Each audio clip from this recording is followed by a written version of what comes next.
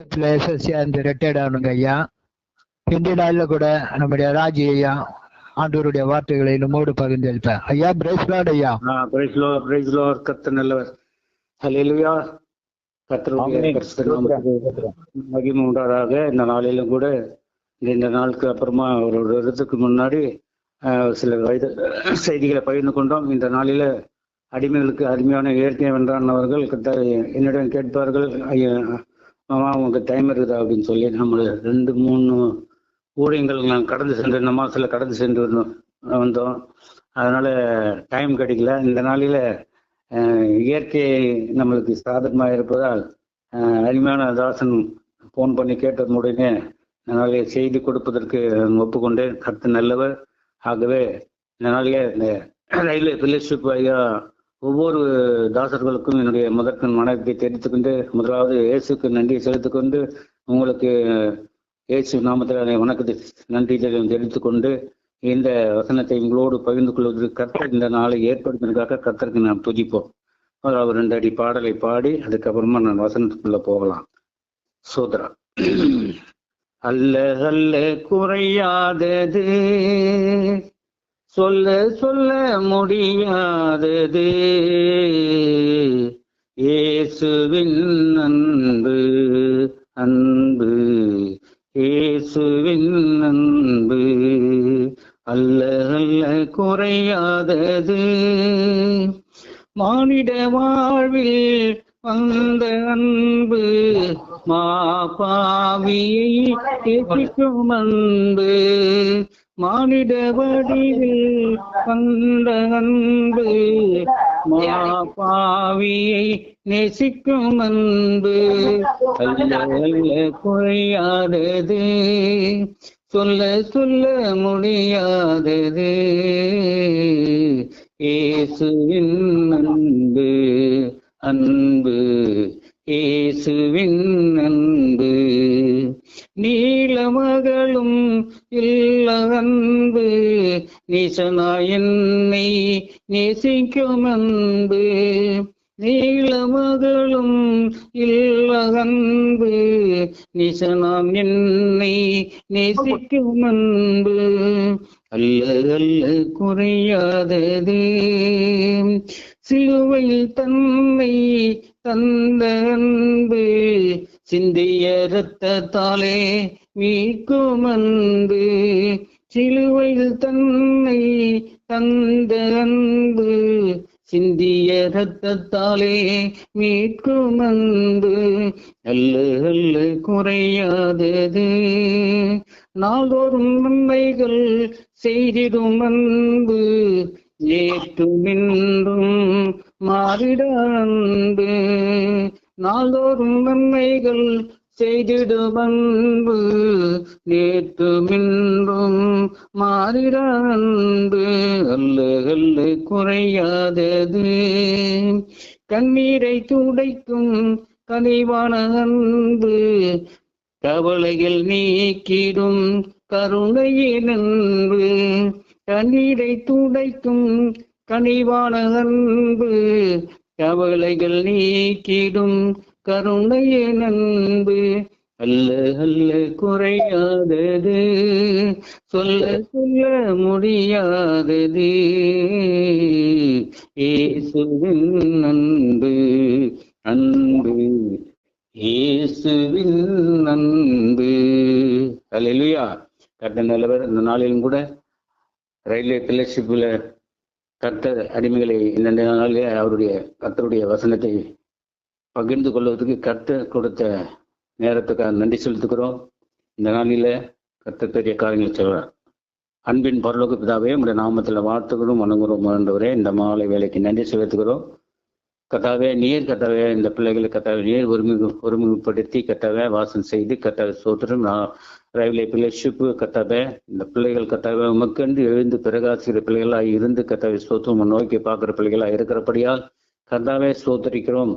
இவர்கள் எல்லாம் கர்த்தாவே சொந்தம் இந்த கூடுகையில கர்த்தாவே ஒவ்வொருத்தரும் அவர்களுடைய வேலைகளை விட்டு கர்த்தாவே கூடி ஜெபிக்கும் போது கர்த்தாவே உங்களுடைய ஆவியானவர் பிரசன்னமாய் அவர்கள் மேல் இறங்கி வாசம் செய்யும் ஆண்டவரை சோத்தரிக்கும்.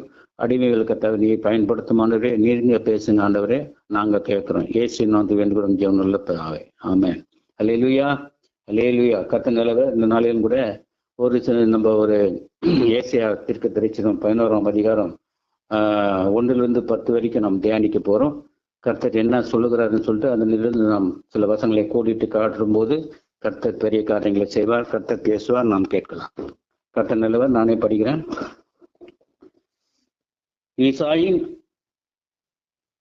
ஏசாயா தீர்க்கதரிசனம் 11ஆம் அதிகாரம். ஈசாய் என்னும் அடிமரத்திலிருந்து ஒரு துளி தோன்றி அவன் வேர்களிலிருந்து ஒரே கிளை எழும்பி செழிக்கும். ஞானத்தையும் உணர்வையும் அருளும் ஆவியும், ஆலோசனையையும் வெள்ளனையும் அருளும் ஆவியும், அறிவையும் கர்த்தருக்கு பயப்படுகிற பயத்தையும் அருளும் ஆவியுமாகிய கர்த்தருடைய ஆவியானவர் அவர் மேல் தங்கியிருப்பார். கர்த்தருக்கு பயப்படுதல் அவருக்கு உகந்த வாசனையாயிருக்கும். அவர் தமது கண் கண்டபடி நியாயம் தீர்க்காமலும் தமது காது கேட்டபடி தீர்ப்பு செய்யாமலும் நீதியின்படி ஏழைகளை நியாயம் விசாரித்து யதார்த்தத்தின்படி பூமியில் உள்ள சிறுமியானவர்களுக்கு தீர்ப்பு செய்து பூமியை தமது வாக்கின் கோலால் அடித்து தமது வாயின் சுவாசத்தால் துன்மார்க்கரை சங்கரிப்பார். நீதி அவருக்கு அரைக்கட்டும், சத்தியம் அவருக்கு இடைக்கட்சியமாயிருக்கும். அப்பொழுது ஓநாய் ஆட்டுக்குட்டியோட தங்கும், புலி வெள்ளாட்டுக்குட்டியோட படுத்துக்கொள்ளும், கண்டு குட்டியும் பாலசிங்கமும் காளையும் ஒருமித்திருக்கும். ஒரு சிறு பையன் அவைகளை நடத்துவான். பசுவும் கரடியும் கூடிமேயும், அவைகளின் குட்டிகள் ஒருமித்து படுத்துக்கொள்ளும். சிங்கம் மாட்டை போல வைக்கோல் தின்னும். பால் குடிக்கிற குழந்தை விரியன் பாம்பு வலையின் மேல் விளையாடும். பால் மறந்த பிள்ளை கட்டு விரியின் புற்றிலே தன் கையை வைக்கும். என் பரிசுத்த பர்வதம் எங்கும் தீங்கு செய்வாரும் இல்லை, கேடு செய்வாரும் இல்லை. சமுத்திரம் ஜலத்தினால் நிறைந்திருக்கிறது போல பூமி கர்த்தரை அறிகிற அறிவினால் நிறைந்திருக்கும். அக்காலத்திலே ஜனங்களுக்கு கொடியாய் நிற்கும் ஈசாயின் வேருக்காக ஜாதிகள் விசாரித்து கேட்பார்கள். அவருடைய ஸ்தாபர ஸ்தலம் மகிமையாயிருக்கும். கர்த்தருடைய பரிசுத்த நாமத்துக்கு மகிமை உண்டாதாக. இந்த நாளிலும் கூட அடிமைகளுக்கு உணர்த்தினது போல ஈசாயின் அடிமரத்திலிருந்து ஒரு கிளை தோன்றும். இந்த கிளை எப்படிப்பட்டது என்றால், இயேசு கிறிஸ்து ஆளப்படும் வருங்கால புதிய உலகை பற்றிய மகிமையான வர்ணனையை இங்கு கூறுகிறார். ஆகவே ஏசாயா கொடுக்கிறான். கிளை என்பது அதனுடைய அர்த்தம் என்னன்னா, நெட்சர் எனப்படும். நெட்சர் எபிரேய சொல்லிருந்து வந்தது. நாசரேத் என்னும் ஊரிலிருந்து முளைத்தது என்று சொல்லப்படுகிறது. நசரேன் என அழைக்கப்பட்ட இயேசுவை மத்தேயு 22:23 சொல்லுது. நாசரேத் என்னும் ஊரிலே வந்து வாசம் பண்ணினான். நசரேயன் எண்ணப்படுவார் என்று தீர்க்கதரிசிகளால் உரைக்கப்பட்டது நிறைவேறும்படி இப்படி நடந்தது. இங்கே யோசப்பு அங்கு பிள்ளையை கொண்டு அங்க தங்கினார் என்று அங்க 2:23 பார்க்கணும். இங்க பார்க்கிறோம், நாசத்திலிருந்து வந்தவர் என்றும் அல்லது கிளை மனிதன் என்றும் கூறலாம். ஈசாயின் அடிமரத்திலிருந்து துளிர்க்கின்ற கிளையாக இருப்பார் என்றும் அவரை குறித்து கூறப்பட்டுள்ளது. ஆகவே இந்த நாளில தாவீதின் வம்சத்திலே அந்த ஈசாய் யாருன்னா, தாவீதின் தகப்பனாய் இருக்கிறாய். அப்புறம் அவர் தாவீதின் தகப்பனாய் இருக்கிறார். அவர் ஈசாய் என்பவர் தாவீதின் தகப்பன்.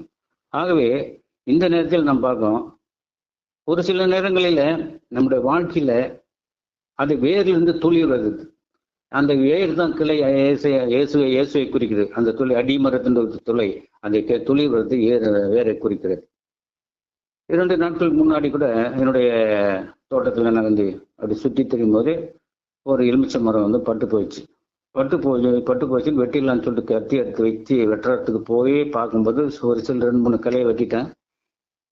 ஒரு சில பார்க்கும்போது அது வேரிலிருந்து ஒரு கிளையை துளுத்து வருது. இப்படிதான் அடிமரத்து மேல் மரத்தை வெட்டிட்டா போலதான் நம்மளோட வாழ்க்கையில வெட்டி அந்த அடிமரம் அப்படியே இருக்கும், இந்த வேர் அங்கதான் இருக்கும். அந்த மேல் மரம் வெட்டி வீசிட்டுவோம். அந்த மேல் மரம் வெட்டி வீசிட்டு அது விறகுக்கோ பல உபயோகத்துக்கோ நம்ம யூஸ் பண்ணுறோம். ஆகவே இந்த நாளில நாமும் கூட சில நேரங்களில் பட்ட மரம் போல நம்ம வாழ்க்கையில காண போடுறோம். அந்த வேரில் இருக்கிற துளிர் இருக்குதா இல்லைன்னு பார்க்கறதுக்கு முடியாத சூழ்நிலையில அந்த மண்ணை போட்டு மூடிடுறோம். அந்த மண்ணை போட்டு மூடிட்டு போன அது மறைந்து போகும். அது எப்படி முளைக்குது, எப்படி துளிர் விடுதுன்னு நம்ம பார்க்கறது கிடையாது. சில நேரத்தில் அது போல நம்ம வாழ்க்கையில கூட வெட்டி மரம் தூக்கி போட்டு விசிறக்கூடிய வாழ்க்கையில துன்பங்கள், துயரங்கள், எதுனோ வேதனைகள், எல்லா வாழ்க்கையிலும் எல்லாரோடைய வாழ்க்கையிலும் நிறைய வேதனை இருக்குது, எல்லா துன்பங்கள், பணப்பற்றாக்குறை இருக்குது, குடும்பம் நடத்த முடியாத சூழ்நிலை இருக்குது, குடும்ப பிரச்சனை இருக்குது, பிள்ளைங்களுடைய பிரச்சனை இருக்குது. இப்படியாகிதான் வெட்டின மரம் போல ஒன்னும் இல்லாத காஞ்சி போன மரத்து போல நம்ம காய்ந்து அப்படி சுற்றி திரியிடும். இப்படிதான் நம்மளோட வாழ்க்கையில எத்தனையோ வாழ்க்கையில நம்ம பார்க்கிறோம். ஆகவே கிறிஸ்துவ வாழ்க்கையிலும் இருக்குது, இப்போ புறஜாதிய மக்கள் வாழ்க்கையிலும் இருக்குது. ஆனா கிறிஸ்துவை ஏற்றுக்கொண்ட வாழ்க்கையில நாம் அடிமரத்தில் இருக்கிற வேர்களாய் இருந்து துளிர்க்கின்ற ஒரு துளிரை போல நாம் இருக்கணும். ஆண்டவரை இயேசு கிறிஸ்து ஒரு துளிக்கின்றார், துளிர்த்து ஈசாயின் அடிமரத்திலிருந்து துளிக்கின்ற ஒரு துளிராய் இருக்கிறார். அது மாதிரி நாம் துளிர்விட்டு காணப்படுவர்களாய் இருக்க வேண்டும். அந்த ஞானமாய் நம்மளுக்கு நல்ல வார்த்தைகளை கொடுக்கிறார், அந்த ஞானத்தை பெற்றுக் கொள்வர்களாக இருக்க வேண்டும். ஒவ்வொருவரும் நம்மளுக்கு ஐயா சொன்னார் சில நேரங்களில், நீங்கெல்லாம் சிறு வயசு, நான் சின்ன பையன் அப்படின்னு சொல்றீங்க. நீங்க ஆண்டவரை அறிகிற அறிவில் வளரணும், நல்ல ஞானத்தில் இருக்கணும், நல்ல அறிவை பெற்றுக்கொள்ளணும். அதனால தான் நீங்க வளர முடியும். நாங்க இப்போ நாங்கெல்லாம் வயசாயிடுச்சு, நாங்க அடுத்தது சின்ன பசங்க தான் எடுத்து இந்த வசனங்களை எடுத்து போதிக்கணும், கிடைக்கக்கூடாத காலங்கள் வரும் அப்படின்னு சொல்லி அறிவுரை சொன்னார் கொஞ்ச நேரத்துக்கு முன்னாடி. ஆகவே இதெல்லாம் நீங்க ஞானமாய் அடிமரத்திலிருந்து துளிக்கின்ற வேறாய் அந்த துளிக்கின்ற துளிர் போல இருந்து இன்னும் துளித்து மேம்பட்டு நல்ல வளர்ச்சி அடைந்து நல்ல ஒரு கனி கொடுக்கிறவர்களாக இருக்க வேண்டும் என்பது ஐயா சால்மன் ஐயா சொன்னார். அதுபோல நீ கனி கொடுக்கிறவர்களாக இருக்க வேண்டும். அது துளிர் விட்டு தாவீதின் வம்சத்துல வந்த ஈசாயின் அடிமரம் போல இருந்து நீ எப்படி அவர் துளிர்த்து எப்படி இந்த உலகத்துக்கு ஒரு வெளிச்சமா இருந்தாரோ அதே போல நீங்களும் வெளிச்சமா இருக்க வேண்டும் என்று கர்த்தர் இந்த வசனத்தை உங்களோடு பேசிக் கொண்டிருக்கிறார். ஆகவே நாம் எப்போதுமே தோண்டு போகக்கூடாது. வாழ்க்கையில பல துன்பங்கள் வரும், துயரங்கள் வரும், வியாதிகள் வரும், பல கஷ்டங்கள் வரும். வியாதி நிமித்தமாய் என் பிள்ளைக்கு இப்படி வந்ததுக்கு, என்னோட அம்மாவுக்கு இப்படி இருக்குது, பல துயரங்கள் இருக்கலாம். எத்தனையோ பேருக்கு பல வேதனை இருக்கிறது. இப்படியா பல தன்னுடைய மனைவிக்கு இப்படி இருக்கிறது, அது குழந்தை இல்லாமல் இருக்கிறாங்க, எத்தனையோ பாகிய குழந்தை பாக்கியம் அதெல்லாம் மாதிரி இருக்கும். வெட்டி போட்ட மரத்தை போல துன்பத்திலும் துயரத்திலும் வாடிக்கொண்டு இருக்கிறோம். ஆகவே நம் கர்த்தரை அறிந்தவர்கள் எப்போதும் துளிர் விட்டவர்களாக எழும்பி பிரகாசிகளாக இருக்க வேண்டும் என்று கர்த்தர் சொல்லுகிறார்.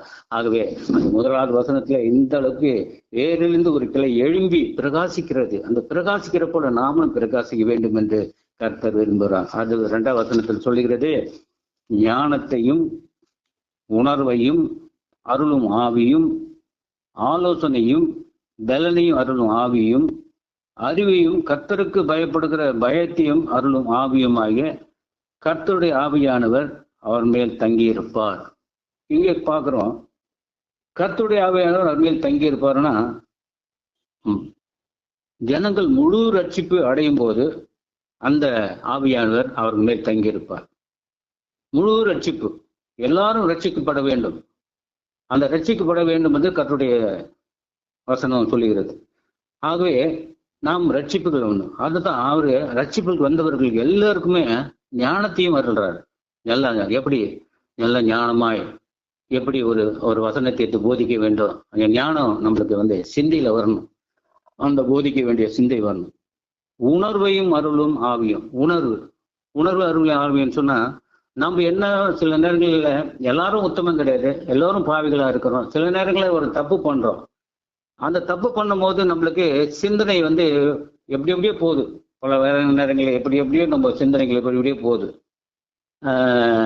தப்பு பண்ணிட்டோம்னா ஐயோ தப்பு பண்ணிட்டோமே அந்த உணர்வு நம்மளுக்குள்ளே வரணும்.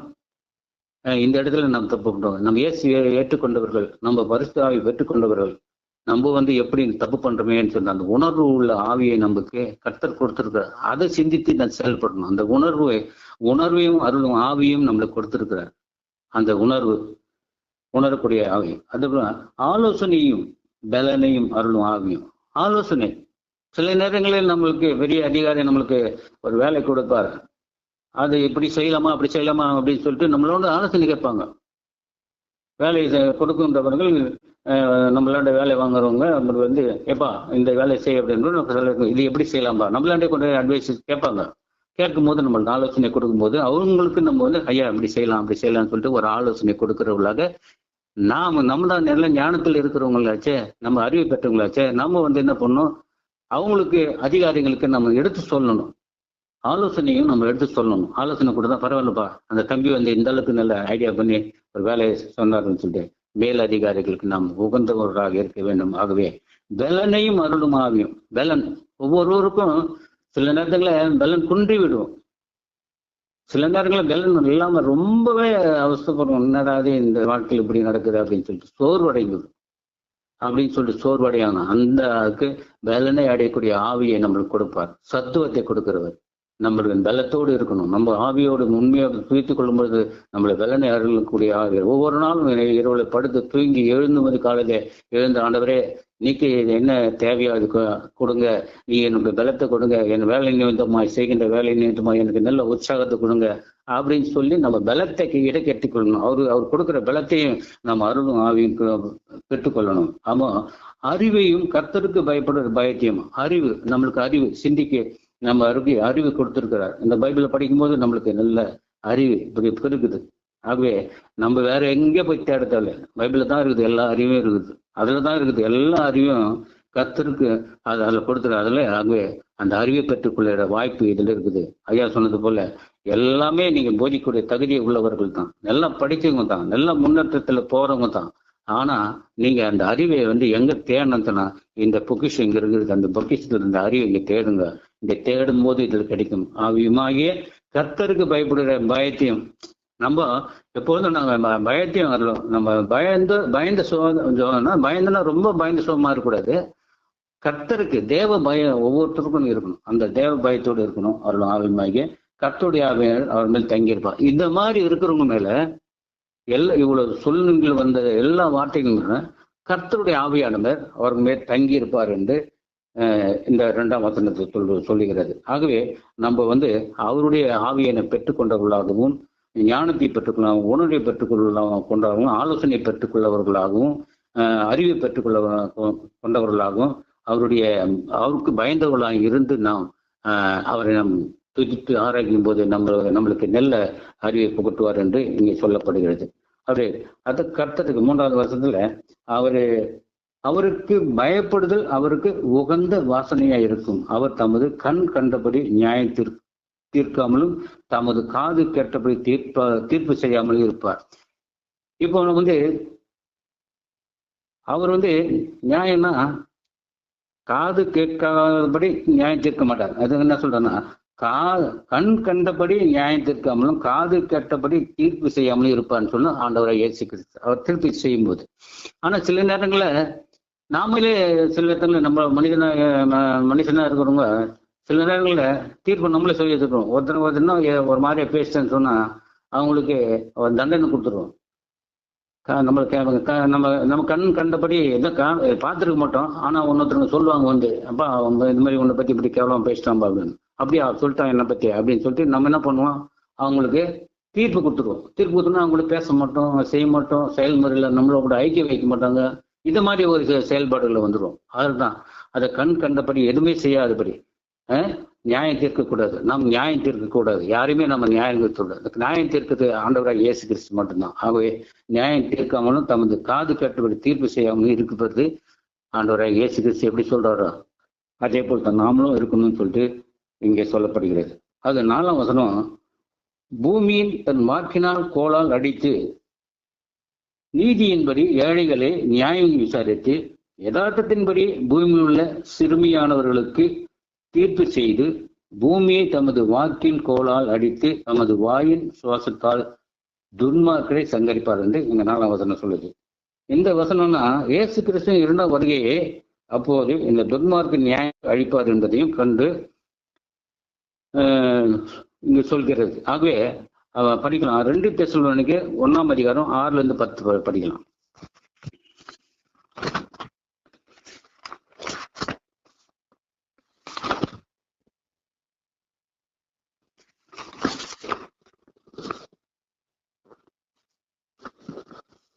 2 தெசலோனிக்கேயர் 1ஆம் அதிகாரம்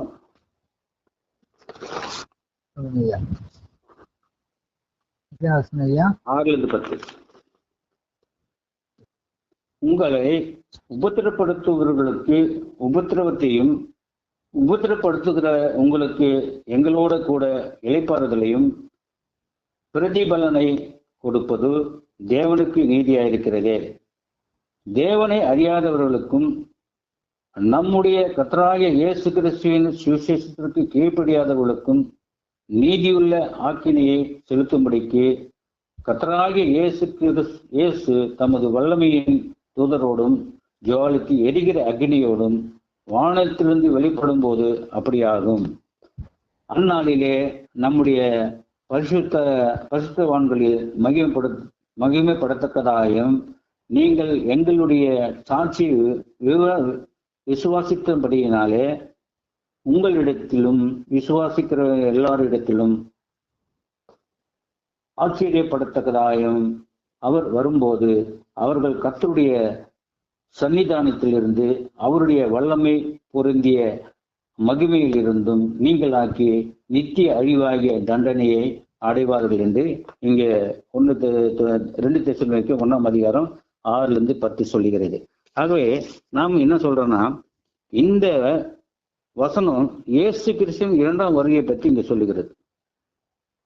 இந்த வசனம் ஃபுல்லமா 4ஆம் வசனம் நீதி நிமித்தம் ஏழைகள் நியாயம் விசாரித்து யதார்த்தத்தின்படி பூமியில சிறுமையானவர்களுக்கு தீர்ப்பு செய்து பூமி தனது வாக்கின் கோளால் அடித்துன்னு சொன்னா 2ஆம் வருகையை பற்றி இங்க சொல்லுகிறது.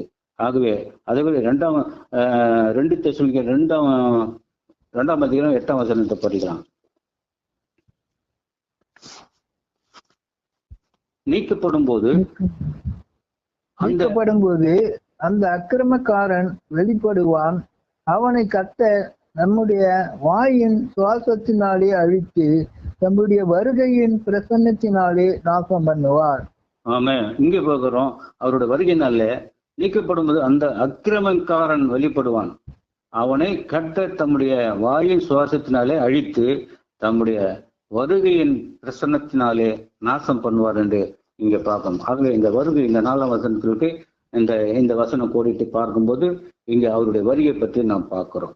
அவருடைய 5ஆம் வசனம் சொல்லி நீதி அவருக்கு அரைக்கட்டும், சத்தியம் அவருக்கு இடைக்கட்சியாயிருக்கும். ஆகவே நீதி மேசியாவின் ஆளுகையின் போது நீதி சத்தியம் இணைந்த மேலோங்கிய ஒரு பண்புகளாக இருக்கும். மேசியாவின் சபையை ஆளுபவர்களுக்கு இவ்விரு தன்மைகளும் தேவையாக இருக்கிறதாகவே இந்த நீதி இது கண்காணிகளுக்கு ஒழுக்க நெறிகளே சொல்லப்பட்ட ஒரு வார்த்தை. இது இந்த நீதி அவருக்கு அரைக்கட்டும், சத்தியம் அவருக்கு இடைக்கட்சியாக. ஒரு போதகராக இருக்கிறவங்களுக்கு அவங்க நீதியா நடக்கணும், அரைக்கட்டும், சத்தியம் அவருக்கு இடைக்கட்சியமா இருக்கிறதுன்னு சொல்லிட்டு கண்காணிகளுக்கு சொல்லப்பட்ட வார்த்தை. அவங்க ஒழுக்க நெறிகள், அவங்களாம் ஒழுக்க நெறியோடு அவங்க போதகர்கள் அவங்க விசுவாச குடும்பங்களை நடத்தணும். அந்த கண்காணி இப்போ ஐயா இருக்கிறாருன்னா உங்களை கண்காணிக்கிறார். இந்த பிள்ளை எப்படி இந்த ஞானத்தில் பெருகி இருக்கிறார், இவரை இதில் உபயோகப்படுத்தலாம். பாட்டு பாடுறவங்க ஜெபிக்கிறவங்க ஜெபிக்குங்க, வசனத்தை போதிங்க. இத மாதிரி ஒரு கண்காணிக்கு இங்க நீதியா செய்யற வசனத்தை எடுத்து உங்களுக்கு எப்படி இப்படி சொன்னாரோ அது மாதிரி நீதியை சரி கட்டணும். இதுதான் ஒவ்வொரு சபைகளை நம்ம பார்க்குறோம். அவங்களே வருவாங்க, அவங்களே பாட்டு பாடுவாங்க, அவங்களே ஜெபிக்க, அப்படியே போயிடுவாங்க. அப்படி போகக்கூடாது. இப்போ பகிர்ந்து விசுவாசத்துல வளரும் போது, ஒரு விசுவாச குடும்பங்கள் வளரும் போது அந்த பிள்ளை இதுல எந்த இதுல இவர் தேர்ச்சி பெற்றிருக்காரு, எதுல இவர் உருவாக்கலாம். ஒரு கீபோர்டு வாசிக்கத்தில் நல்லா இருக்காரு, இவர் கீபோர்டு வாசிக்கத்துல போகலாம். நல்ல பாட்டு பாடுற நல்ல பாட்டு பாடுறாரு, அவர் பாட்டு பாடுறதுல கொடுக்கலாம். நல்ல வசனத்தை போதிக்கிறவர்கள் வசனத்தை போதிக்கிறதுக்கு கொடுக்கலாம். இத மாதிரி பல விதமான பகிர்ந்து கொடுக்கிறவர்களாக கண்காணிகள் சொல்லப்பட்ட வார்த்தை 5ஆம் வசனத்துல. அவையே நம்ம ஆலோசனை கொடுக்கிற அருமையான சாலமன் ஐயா உங்களுக்கு நல்ல ஆலோசனை கொடுக்கிறவராக இருக்கிறார். ஆகவே யாரும் சும்மா இருக்கக்கூடாது, ஒவ்வொருத்தரும் போதிக்கணும், ஒவ்வொரு நல்ல பாட்டு பண்ணணும், நல்ல உற்சாகமா இருக்கணும். ஆகவே இந்த ஃபெலோஷிப் உண்மையிலே ஐசிஎஃப்ல கூட இருக்கிற ஃபெலோஷிப்பு. நான் அந்த இல்லத்துல இருந்தேன். ஆனா இப்போ என்ன அங்கிருந்து வந்த பிறகு நம்மள கொஞ்சம் அவரு வயசாயிடுச்சு, அப்படி எங்க கூப்பிடுறதுன்னு சொல்லி விட்டாங்களேன்னு தெரியல. ஆனா இருக்கிறாங்க. ஃபெலோஷிப் இருக்குது, ஆனா அவங்க ஐக்கியம் இல்லாத போயிடுச்சு இப்போ கொஞ்ச நாளா. ஆகவே என்னுடைய ரிட்டைர்மெண்ட்டுக்கு நல்ல உற்சாகமா செய்தாங்க. ஆகவே அவங்க இல்லை. ஆனா இப்போ ரயில்வே ஃபெலோஷிப் வந்து நம்ம கேரேஜ் ஃபெலோஷிப் வந்து உண்மையிலே நல்ல ஒரு சந்தோஷமா இருக்குது. நாங்க பார்க்கும்போது நீங்க வருஷம் வருஷம் ஒரு நல்ல கெட் டுகெதர் வச்சு நல்ல ஒரு போதனையை கொடுத்து எல்லாரும் வர வச்சு எல்லா ஃபேமிலியை வர வச்சு ஒரு நல்ல ஒரு உற்சாகம் பண்ணுறது பார்க்கும்போது உண்மையிலே வந்து பெரிய காரியம் இது. எல்லாமே உற்சாகமாக இளைஞர்கள் எல்லாருமே கலந்து கொள்ளுங்க. பல ஊழியக்காரர் வராங்க, பார்க்காதவங்களும் நான் பார்த்த ஊழியக்காரங்க எத்தனை பேர் வந்தாங்க. அந்த மாதிரி நிறைய பண்றீங்க. கர்த்தர் உங்களுக்கு பெரிய காரியங்களை செய்வார். ஆகவே அழிவன் சாலமனை சொன்னது போல நீங்களும் ஒவ்வொரு அடிமரத்திலிருந்து எப்படி கிளை வேர்கள் வந்து ஒரு துளிர் வந்ததோ அந்த மாதிரி துளிர் விட்டு நல்ல பெரிய கிளையாய் மாறி அவர் கனி கொடுக்கல மாறணும். நல்லா பாடணும், நல்லா துதிக்கணும், நல்லா உற்சாகமா ஜெபம் பண்ணணும் அப்படின்னு சொல்லிட்டு அவரோட வாஞ்சிய இந்த வருஷம் கடைசியில் உங்களுக்கு சொல்லியிருக்கிறாரு. அதை நீங்க பின்பற்றுங்க. கர்த்தர் உங்களுக்கு பெரிய காரியம் செய்கிறார். அடுத்தது 6லேருந்து 9 வரைக்கும் படிக்கும்போது இது வந்து 2ஆம் வருகை பற்றி இருக்குது. அக்காலத்துல இது பார்க்கலாம். அப்பொழுது ஓனாய் ஆட்டுக்குட்டியோடு தங்கும், புலி வெள்ளாட்டுக்குட்டியோடு படுத்துக்கொள்ளும், கண்டுக்குட்டியும் பாலசிங்கமும் காளையும் ஒருமித்திருக்கும் ஒரு சிறு பையன் அவைகளை நடத்துவான். பசுவும் கரடியும் கூடிமேயும், அவைகள் குட்டிகள் ஒருமித்து படுத்துக்கொள்ளும். சிங்கம் மாட்டை போல வைக்கோல் துண்ணும்,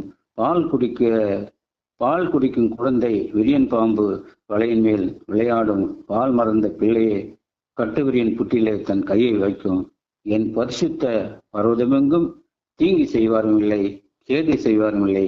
சத்தியமும் ஜலத்தினால் நிறைந்திருக்கிறது போல் பூமி கர்த்தரை அறிகிற அறிவினால் நிறைந்திருக்கும் சொல்லி இங்க 2ஆம் வருகையை பற்றி நமக்கு சொல்லப்படுகிறது. ஆகவே ஏசாயா 35:9 படிக்கலாம்.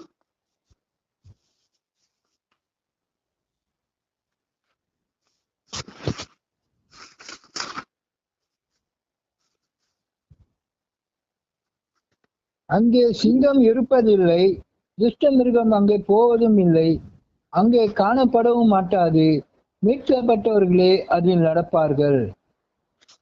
ஆமென். அங்கே துஷ்ட மிருகமும் அங்கே காணப்படுவதில்லை, மீட்கப்பட்டவர்களே. அங்கே சிங்கம் இருப்பதில்லை, துஷ்ட மிருகம் அங்கே போவதில்லை, அங்கே காணப்படவும் மாட்டாது, மீட்கப்பட்டவர்களே அதில் நடப்பார்கள். நாமெல்லாம் மீட்கப்பட்டவர்கள். நாம 2ஆம் வருகையிலே நாம் வந்து அவருடைய ஆண்டவராக இயேசுவது இறந்தவர்கள் முதலாவது எழுந்திருப்பார்கள், இருக்கிறவர்கள் அப்புறம் ஆண்டவர் 2 பாகம் சொல்லும் போது நாம் எடுத்துக்கொள்ளப்படும். அப்போ அந்த எடுத்துக்கொள்ளப்படும் போது மீட்கப்பட்டவர்களே அதில் நடப்பார். நாம் புதிய வானம் புதிய பூமியை நாம் மீட்கப்பட்டவர்களாக இருந்து அதிலே நடப்போம் என்று இங்கே சொல்லப்படுகிறது. அடுத்ததாக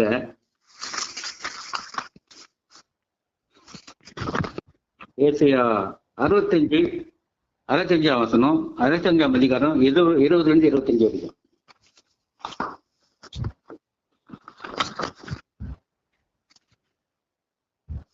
அங்கே இனி அற்ப ஆயுசுள்ள பாலகனும் தன் நாட்கள் பூரணமாகாத கிழவனும் உண்டாயிருப்பார்கள். 100 வயது சென்ற மரிக்கிறவனும் வாலிபன் என்று எண்ணப்படுவான்.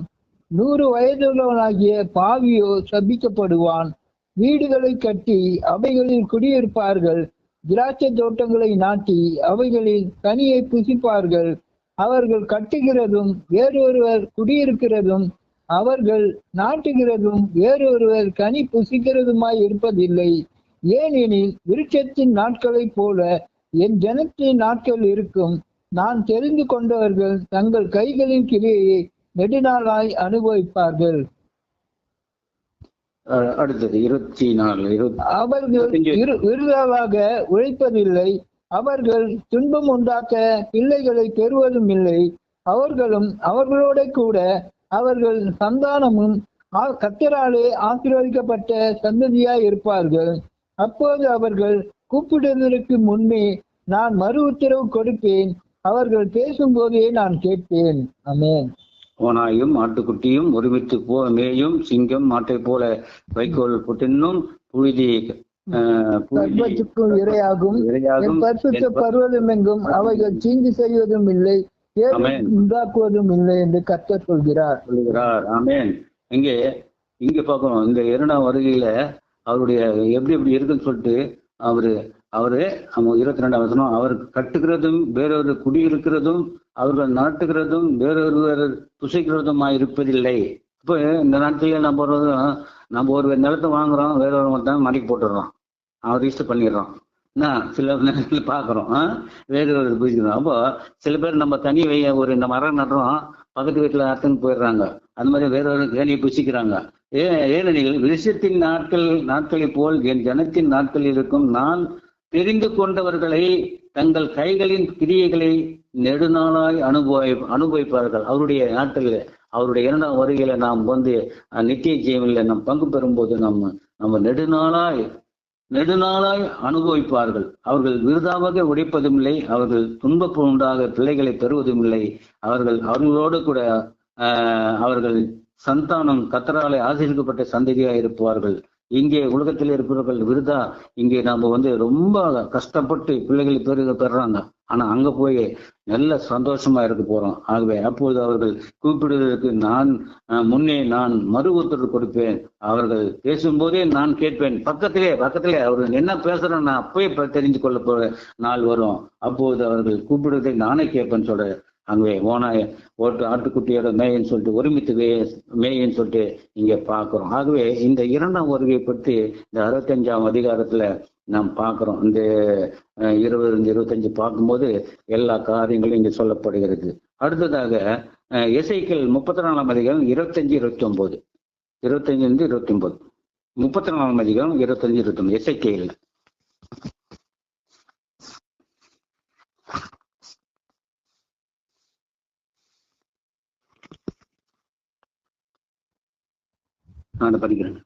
நான் அவர்களோடு சமாதான உடன்படிக்கையை செய்து துஷ்ட மிருகங்களை தேசத்தில் இராதபடிக்கு ஒழிய பண்ணுவேன். அவர்கள் சுகமாய் வனாந்தரத்தில் தாபரித்து காடுகளில் நித்திரை பண்ணுவார்கள். நான் அவர்களையும் என் மேட்டின் சுற்றுப்புறங்களையும் ஆசீர்வாதமாக்கி ஏற்ற காலத்திலே மழையை பெய்ய பண்ணுவேன். ஆசீர்வாதமான மழை பெய்யும்.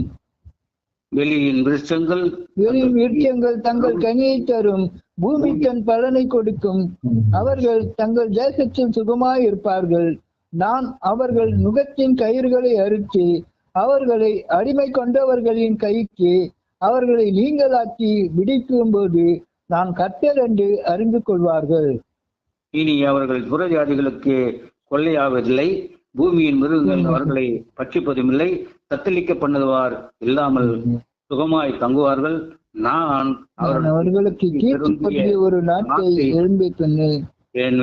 அவர்கள் இனி தேசத்திலே பஞ்சத்தால் வாரிக்கொள்ளப்படுவதும் இல்லை, இனி புறஜாதி செய்யும் அவமானத்தை சுமப்பதும் இல்லை. ஆமென். நல்லவர். இங்க பாருங்க, நாம் புறஜாதி எத்தனையோ அவமானம் நம்ம போறோம். நம்ம சுவிசேஷத்துக்கு நம்மளை போட்டு திட்டுறான், அடிக்கிறான், பிடிக்கிறான், நல்ல சர்ச்சைகளை உடைக்கிறான், எவ்வளோ பண்றான். புறஜாதிகள் நம்மளை ஏளனம் பண்றான். கிறிஸ்துவன் சொன்னா ரொம்ப ஏளனம் பண்றான். ஆனா அவருடைய வருகையில நாம சந்தோஷமா இருக்க போறோம். ஆகவே நம்ம யாரும் அந்த புறஜாதியில் செய்யும் அவமானத்தை சுமப்பதும் இல்லை. நாம் இனிமேல் அதை சுமப்ப முடியாது. அதை நாம் கம்பீரத்தோடு கர்த்தர் சொல்லுகிற வார்த்தைகளை நாம் கேட்டு அதன்படி நடக்க போறோம். அடுத்தது நாம் பார்க்கிறோம். கடைசியாக 10ஆம் வசனத்துல,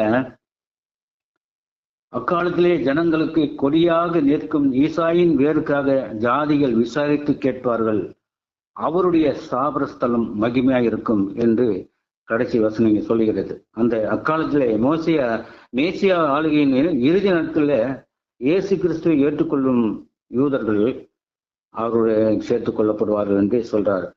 இஸ்ரவேல் யூதா இவற்றின் மீட்பு கீழ்கின்றவற்றை உள்ளடக்கியது. எதுன்னு சொன்னா, முதலாவது விடுபட்டு உண்மையுள்ள மீண்ட ஜனம் மேசியாவிடம் சேர்க்கப்படும். இஸ்ரவேலுக்கு பூரண கழுவுதல், தேசத்தில் ஆசீர்வாதம் செழிப்பும், யூதர் புறஜாதிகள் அனைவருக்கும் ஆசீர்வாதம், துன்மார்க்கர் மேல் நியாய தீர்ப்பு, கடைசி நாட்களில் இறுதி மீட்பு. ஆகவே தேவனுடைய ரட்சிப்பு திட்டத்தின் இஸ்ரவேல் ஜனங்கள் இப்படியாக இருப்பான்னு சொல்லிட்டு இந்த 10ஆம் வசனம் சொல்லுகிறது. ஆகவே நாம் பார்க்கிறோம், ரட்சிப்பு ஆகவே அவருடைய ஜனங்கள் கொடியாக நிற்கும் ஈசாயின் வேறுக்காக ஜாதிகள் விசாரித்து கேட்பார்கள். அவருடைய ஸ்தாபன சொல் மகிமையா இருக்கும். அங்க எல்லாரும் புறஜாதிகள் எல்லோரும் இயேசு யாரு, அவருடைய கிளை, ஈசாயின் கிளை துளிர்க்காக காத்து நிற்பாங்களாம். மற்ற புறஜாதி மக்கள்லாம் வந்து காத்து நிற்பாங்களாம். அந்த காத்து நிற்கிற காலங்கள் வரும். அப்பொழுது அவர்கள் எல்லாரும் ஏற்றுக்கொள்ளப்படுவார்கள். எனக்கு யாரும் சொல்லலையே, எனக்கு சுவிசேஷம் சொல்லலையேன்னு சொல்லி யாரும் கேட்காம இருக்கிறதுக்கு தான் உங்களையும் என்னையும் ஏற்படுத்தி இருக்கிறார். அவரை பற்றி நாம் சொல்ல வேண்டும். அது அவரை அறிந்தவர்கள், அவரை புரிந்தவர்கள், அவர் அன்பை தெரிந்தவர்கள், அவர் செய்த நன்மைகளை பற்றி புரிந்தவர்கள் மற்றவர்கள் சொல்ல வேண்டும். சொல்லி அந்த புறஜாதிகள் சொல்ல எனக்கு சொல்லலையேன்னு சொல்லிட்டு மற்றவங்க யாரும் சொல்ல முடியாது. அந்த அளவுக்கு நாம் எல்லா இடத்திலும் சுற்றி திரிந்து நம்ம அவர் சுவிசேஷம் சொல்லுகிறவர்களாக இருந்தால்தான் கடைசி காலகட்டத்துல அவர் 2ஆம் வருகை ஏன் தாமதிக்குன்னு சொன்னா, அந்த காலம் வரும் வரைக்கும் எல்லாரும் ரட்சிக்குள் வரணும். இந்த தேசம் ரட்சிக்கப்பட வேண்டும். நம்மளை யாரு நம்ம வந்து கேடி கிண்டல் சொல்றாங்க, அவங்களும் ரட்சிக்கப்படணும். அதுக்காக தான் நம்மளை வைத்திருக்காரு. அதுக்காக தான் நம்ம ஓடணும். அதுக்காக தான் நம்ம சுவிசேஷம் சொல்லணும். ஐயா சொன்னது போல நம்ம ஒரு பலர்களை ரட்சிப்பில் கொண்டு வர வேண்டும்.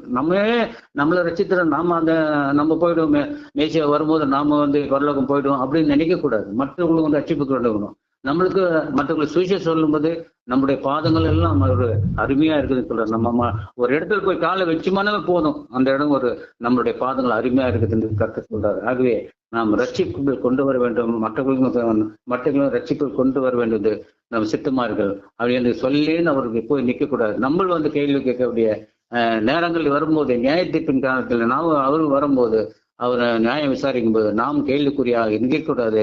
நாம் மற்றவர்களுக்கு அறிவுரை சொல்லி அவர்கள் ஞானத்தை அவருடைய அன்பை சொல்லி ஆண்டவரை இயேசுகிற உண்மையான தெய்வம் என்று சொல்லி நம்ம அவரை கர்த்தருக்குள் கொண்டு வர வேண்டும் என்று புறஜாதிகள்லாம் ரட்சிக்குள்ள அக்காலத்திலே வந்து அவருடைய ஸ்தாபனஸ்தலம் மகிமை இருக்கும். அப்போ ஈசாயின் வேறுக்கா ஜாதிகள் விசாரித்து கேட்பார்கள்.